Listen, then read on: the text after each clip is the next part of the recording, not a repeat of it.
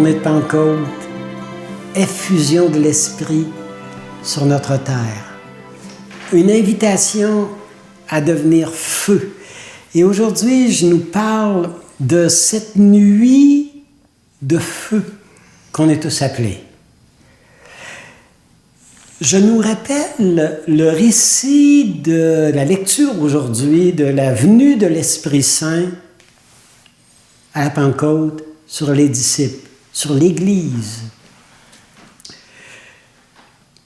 Ils se trouvaient là tous réunis ensemble. Tout à coup, un bruit qui venait du ciel, comme un souffle d'un violent coup de vent, et la maison où ils se tenaient en fut remplie. Alors leur apparurent comme des langues de feu qui se partageaient dans le cœur de chacun. Tous furent remplis de l'Esprit Saint, se mirent à parler d'autres langues, comme l'Esprit Saint leur donnait de s'exprimer. Alors chacun entendait les apôtres parler, mais dans leur langue à eux, chacun des participants. Et déconcertés, émerveillés, les gens disaient, mais comment est-ce qu'il se fait qu'ils sont des Galiléens et on les entend tous parler chacun dans notre langue? Tous étaient vraiment déconcertés et se disaient, qu'est-ce que cela peut bien vouloir dire? Et les gens disaient, ils sont pleins d'un vin doux. Prendre feu, prendre vie, retrouver notre souffle, retrouver notre élan comme Église, comme communauté, comme paroisse, comme témoin, que l'Esprit nous traverse, que l'Esprit nous conduise là où les gens ont besoin d'être écoutés, d'être entendus, d'être encouragés, les jeunes, les enfants, les petits-enfants, leur transmettre notre joie, notre passion, notre flamme. Le cardinal Roger Etchegaray disait un jour, à certains moments, devant ce qui se passe dans notre monde, dans l'Église, il ne s'agit plus pas de se poser des problèmes, de se cogner la tête contre les murs. Il s'agit tout simplement de se tenir debout, là, sans broncher, devant Dieu, en sa présence, comme la montagne dans la nuit, quand elle est chargée d'étoiles, elle est entièrement occupée, la montagne, à recevoir l'eau, le feu du ciel et s'en laisser purifier. Comme une tempête en pleine nuit où le ciel s'ouvre, où les nuages se déchirent et l'Esprit passe. Moi, je voudrais vous donner l'expérience mystique aujourd'hui, en cette fête de Pentecôte, d'un grand écrivain, un croyant, Éric Emmanuel Schmitt. Il a écrit, je pense, au moins 25 volumes. C'est un inspiré, c'est un ardent, c'est un passionné. À 21 ans, il va entreprendre un voyage au désert, dans le Sahara. Avec quelques-uns, il va aller tourner un film sur Charles de Foucault. Et raconter l'histoire, la vie passionnante de Charles de Foucault. Alors, il est dans le désert et ils sont un groupe qui veulent vivre une expérience du dépouillement du désert. Et à un moment donné, Éric Emmanuel, il se perd. Il perd en pleine nuit le groupe et il se retrouve dans une solitude, alors avec la peur.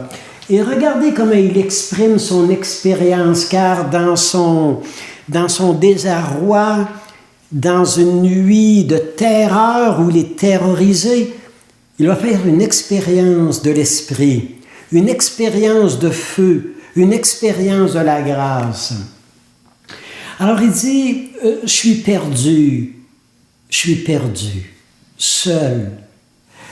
Que faire? J'arriverai pas à remonter la côte. Je peux pas attendre. Les nuits sont très dures dans le désert, c'est froid. Crier, ça va être mon écho qui va me répondre. Je frissonne qui raconte. J'ai froid, je suis transi. Comment résisterai-je? Combien de temps me reste-t-il à vivre? Le vent, la noirceur, les serpents du désert. J'ai rien à manger, rien à boire. Comment un homme peut-il passer 2 jours sans boire? 4 jours, 3, mourir. Voilà ce qui m'attend. Me voilà vraiment, je cours un danger grave. Je suis enseveli, je suis enterré par le sable. J'ai dû me creuser un trou dans le sable pour ne pas mourir de froid pendant la nuit. Et vous savez, vous ne me croirez peut-être pas, mais je comprends rien. Il y a une force en moi. Je suis sous le sable, je suis dans la nuit, je grelotte. Mais au-dedans de moi, une force est là, une paix m'envahit. Joie, bonheur, certitude d'être enveloppé par une présence.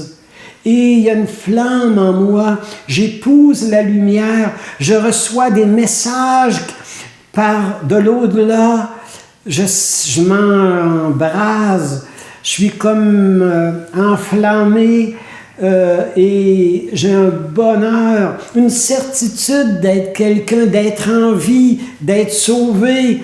Et je perds, c'est comme si je perdais toutes mes limites et j'entre dans le foyer, j'entre dans le feu, je rentre dans l'esprit, je rentre dans la grâce.